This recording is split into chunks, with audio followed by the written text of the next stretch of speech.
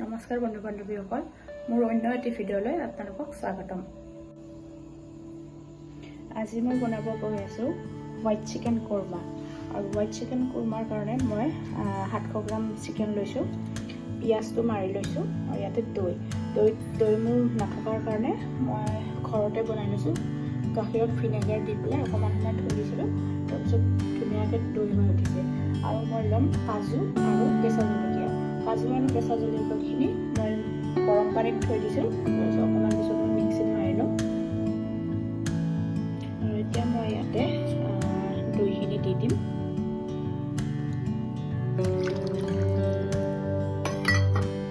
আৰু তাৰ লগতে দিম অকণমান নেমুৰ ৰস। কেৰাহীতে মই তেল দি দিম অকণমান ৰিফাইন।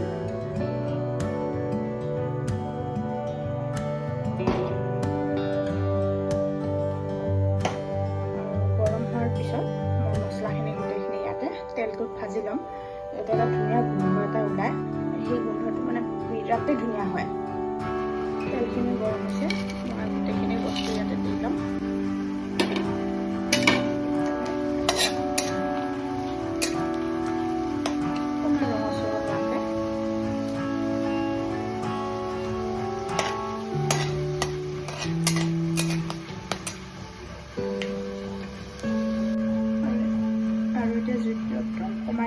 কমাই লৈ পেলাই এতিয়া মই পিঁয়াজখিনি দি ল'ম।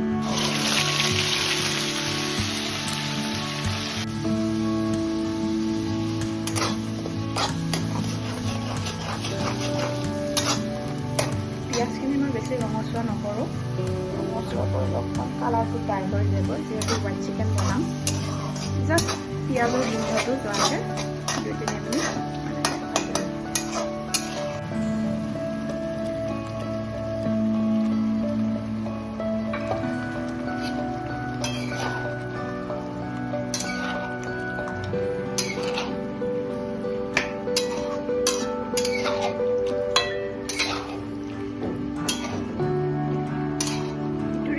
পানীত একেবাৰে কম প্ৰয়োজন কৰা হয়, কাৰণ দৈত যথেষ্ট পৰিমাণে পানী থাকে।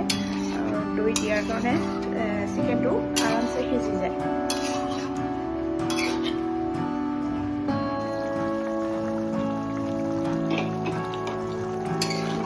সিজি আহিছে, পানীটো গোটেই ওলাই গৈছে।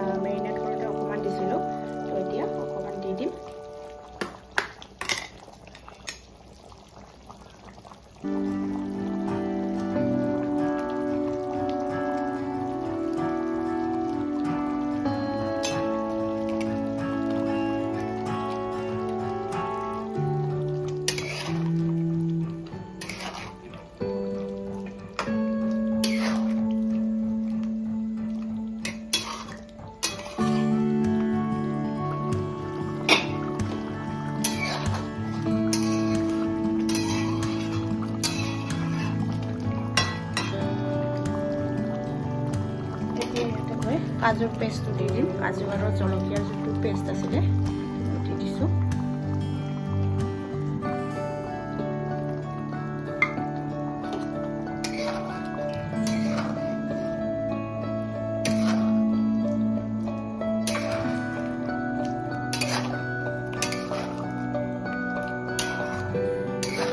পেষ্টটো দিয়াৰ লগে লগে ৰংটো বগা হ'ব ধৰিছে।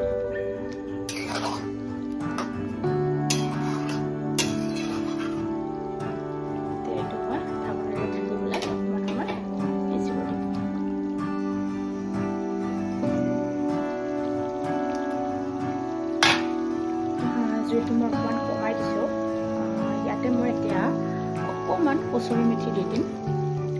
কচুৰি মেথিটো মোহৰাই পেলাই লৈ লৈছোঁ।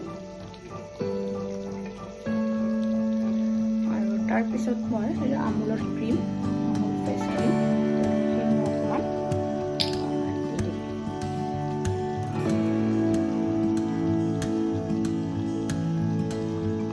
যিমান কম দিব অকণমান গ্ৰেভিটো কম হ'ব, আৰু যিমান বেছি দিব তেতিয়া ৰিচ বহুত ৰিচ হয়, মানে খাব সোৱাদটোও ধুনীয়া হয়। আৰু যদি কাৰোবাক অকণমান মিঠা টাইপৰ খাব লাগে তেতিয়া অকণমান চেনি দি ল'ব পাৰে। মই অকণমান দিম বাৰু চেনি। অকণমান চেনি দি লৈছোঁ, তেতিয়া অকণমান মিঠা হয়।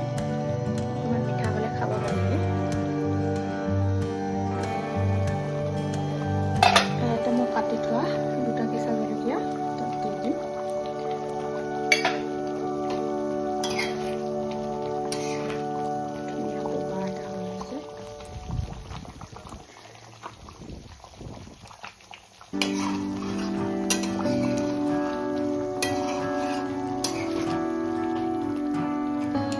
গ্ৰেভিটো হৈ গ'ল। আমি যিহেতু ভাতৰ লগত খাম, তো তাৰ কাৰণে গ্ৰেভিটো অকণমান পাতলকৈ ৰাখিছোঁ। আৰু যদি ৰুটি বা নানৰ লগত খায় তো আপোনালোকে আৰু অকণমান গ্ৰেভিটো শুহাব দিব পাৰে। এয়া হৈ গ'ল আজি মোৰ হোৱাইট চিকেন কোৰ্মা।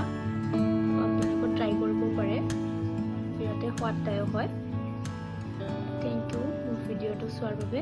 আৰু যদি ভাল লাগিছে তো লাইক আৰু ছাবস্ক্ৰাইব কৰি দিব। ধন্যবাদ।